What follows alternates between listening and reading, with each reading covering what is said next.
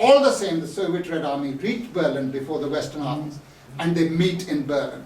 Hence the fate of Berlin, hence the occupation of Berlin by Britain, the Soviet Union, and the United States of America, and of course later on a little portion was given to the French to satisfy the French ego, although the French hadn't fought in the Second World War because France fought for 2 weeks, and after 2 weeks collapsed. The Hitlerites had gone and thrown the British out of the continent in what is known as the Dunkirk spirit. The Dunkirk spirit was shown by the fact that the officers of the British Army was kicking ordinary soldiers from clambering onto the boats because there was not enough room for lots of them. So lots of soldiers were drowning in the channel as a result of this Dunkirk spirit. And so that was the function of it. And you've seen Stalin in this film, and you've seen what an inspiration he was. There are several quotations that I have here, which I've cut out because I don't want to take too much of your time. But there's one quotation that I'd like to give you because it comes from a most hostile source and therefore is much more acceptable to everybody, our friends as well as enemies.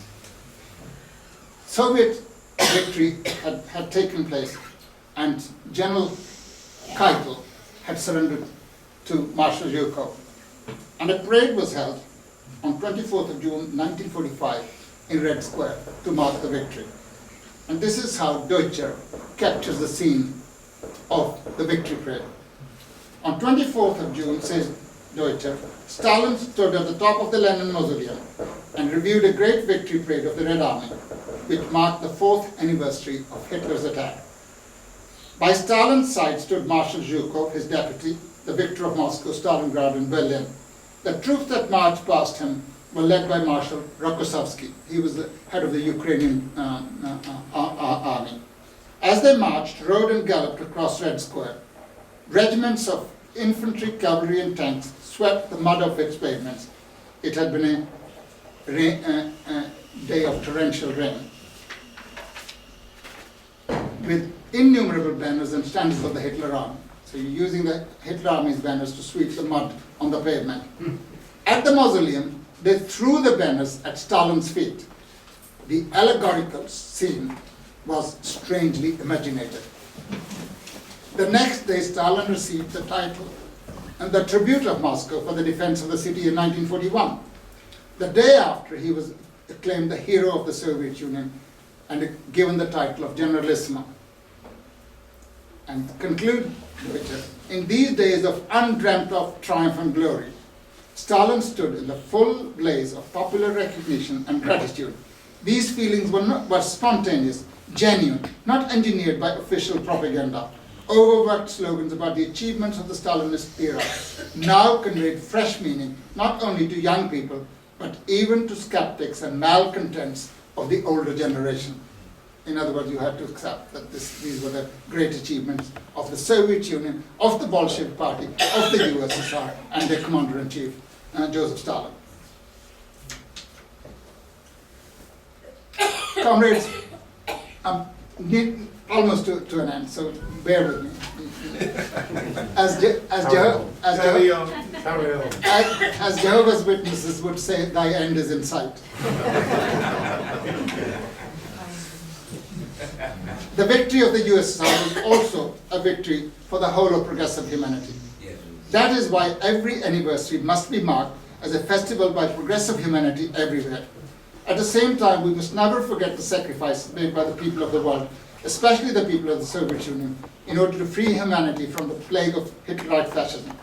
We must also never forget to fight in defense of the hard-won rights and democratic liberties of working class and the oppressed people. For any complacency on this score can only be at the cost of much greater sacrifices in the future.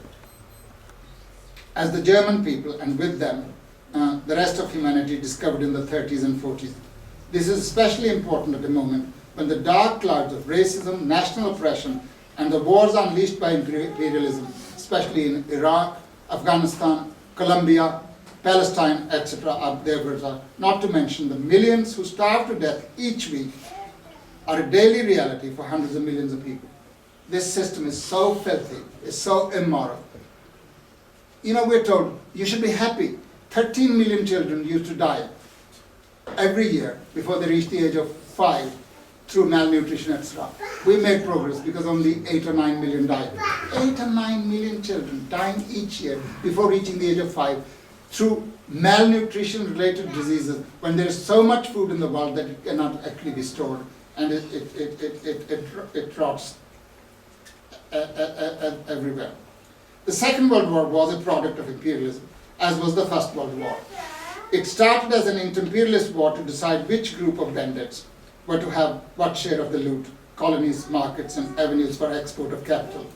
Only the Soviet Union, the broad masses of humanity, everywhere fought against fascism and for human advance. More than 60 million were killed in this war, of which 12 million were done to death in fascist concentration camps, prisoners of war camps. Another 95 million were left invalid.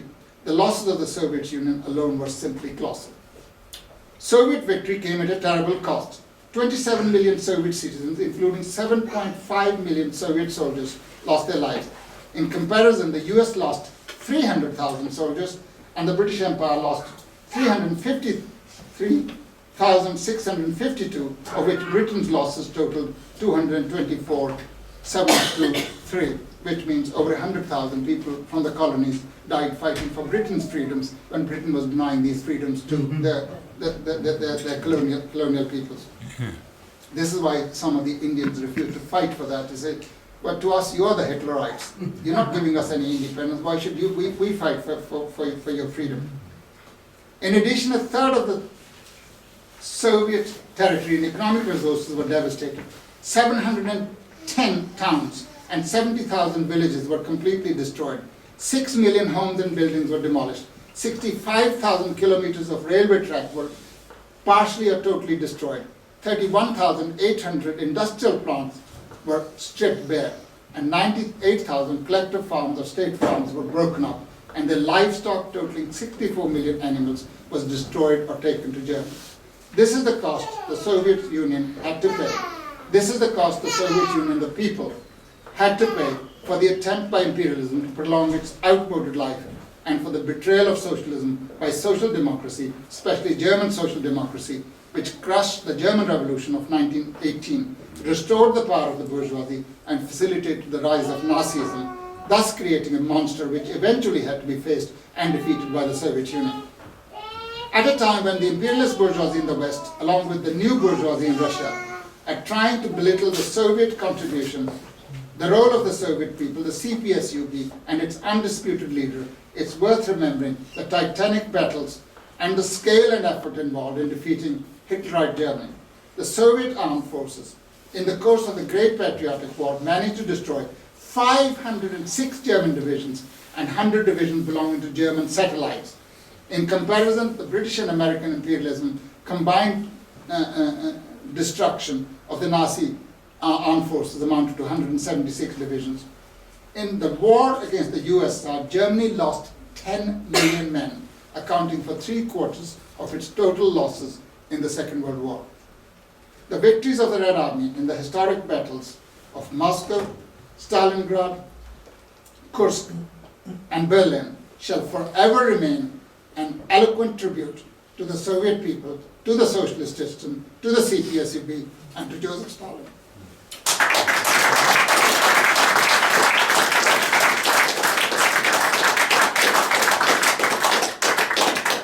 Humanity at large shall never fail to express its gratitude to the contribution of the Soviet Union in the defeat of Germany. At the time, everyone, including Churchill, recognized the colossal Soviet contribution towards the defeat of Germany. On 4th of February, while he's plotting against the Soviet Union, when he's actually directing his general staff to make preparations for an attack on the Soviet Union, even if hypocritically, on the occasion of the Soviet Army Day, Churchill had this to say: "The Red Army celebrates its 27th anniversary amid a triumph which has won the unstinted applause of their allies and has sealed the doom of German militarism." And I want you to listen to this. "Future generations will acknowledge their debt to the Red Army as unreservedly as we who have lived to witness their proud achievements.